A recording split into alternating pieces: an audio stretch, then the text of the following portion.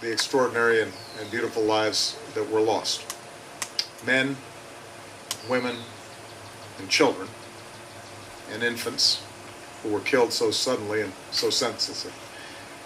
Our thoughts and prayers continue to be with their families around the world who are going through just unimaginable grief. I've had the opportunity to speak to a number of leaders around the world whose citizens were lost on this flight, and all of them remain in a state of shock, but frankly also in a state of outrage. Our immediate focus is on recovering those who were lost, investigating exactly what happened, and putting forward the facts. We have to make sure that the truth is out and that accountability exists. Now, international investigators are on the ground. They have been organized. I've sent teams. Other countries have sent teams.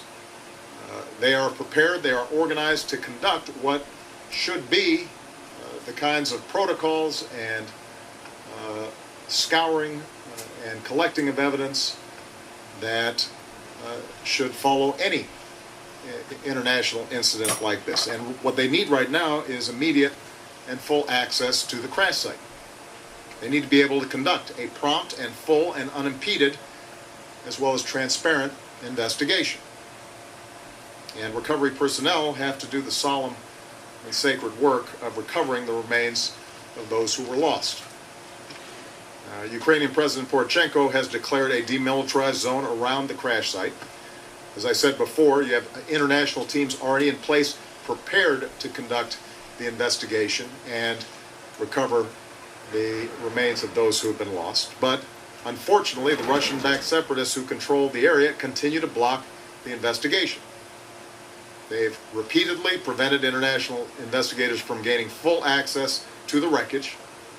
As investigators approached, they fired their weapons into the air. These separatists are removing evidence from the crash site, all of which begs the question, what exactly are they trying to hide? FBI agent Jane Turner filed a whistleblower complaint in 2002 when she discovered FBI agents were removing items from ground zero following 9/11.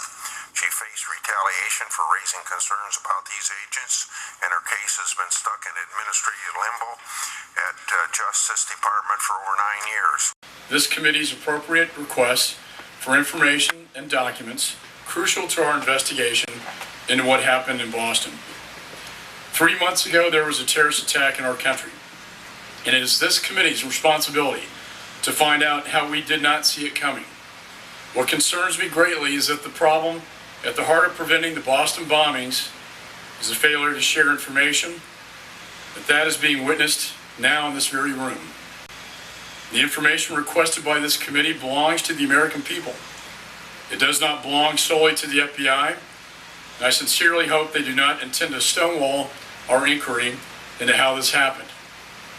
I said when I started this investigation that we were going to find out what happened, what went wrong, and how to fix it. And I will not be satisfied until we get the answers that the American people deserve. Moreover, these Russian-backed separatists are removing bodies from the crash site, oftentimes without the care that we would normally expect from a tragedy like this. This is an insult to those who've lost loved ones. This is the kind of behavior that has no place in the community of nations. Now, Russia has extraordinary influence over these separatists. No one denies that. Russia has urged them on. Russia has trained them. We know that Russia has armed them with military equipment and weapons, including anti-aircraft weapons. Key separatist leaders are Russian citizens.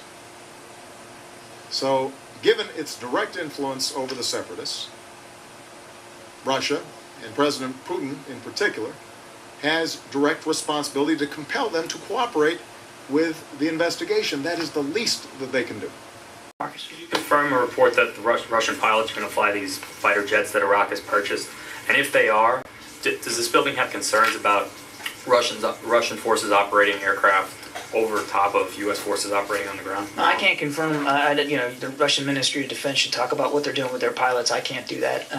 It's my understanding that these aircraft were purchased for use by Iraqi pilots, but you'd have to talk to Moscow about what they're doing with their planes and their pilots.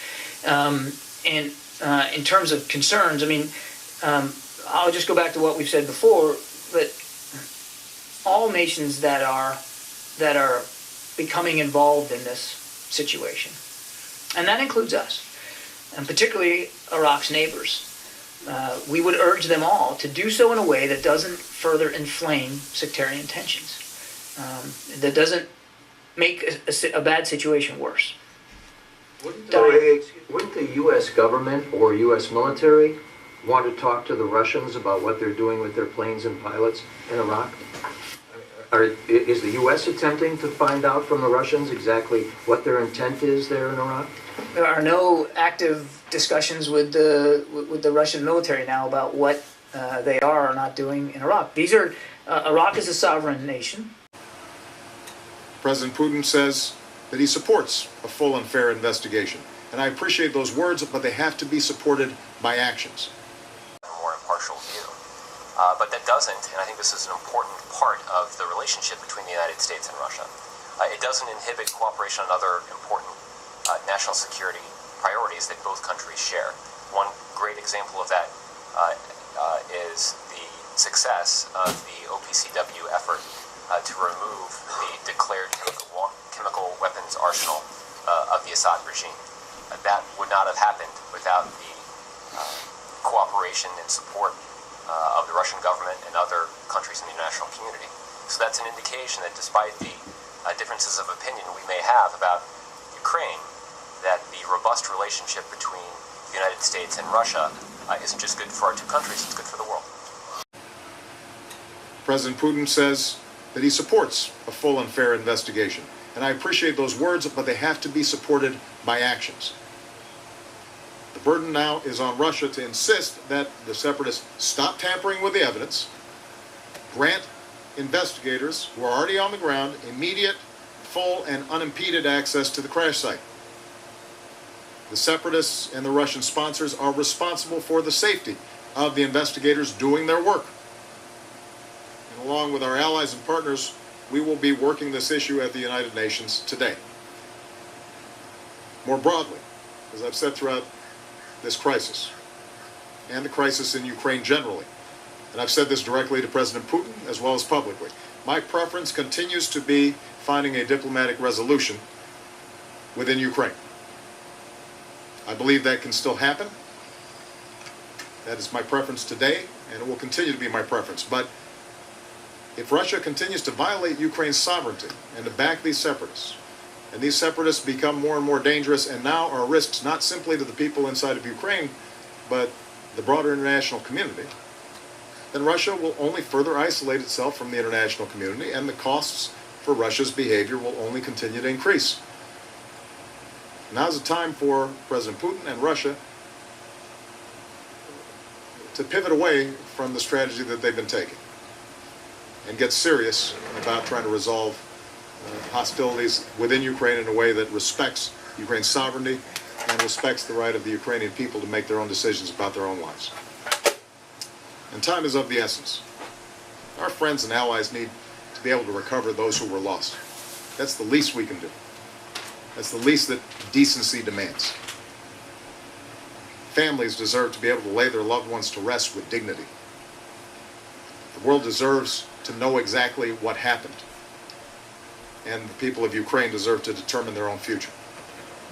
Thanks. Sanctions or other actions if Russia doesn't help?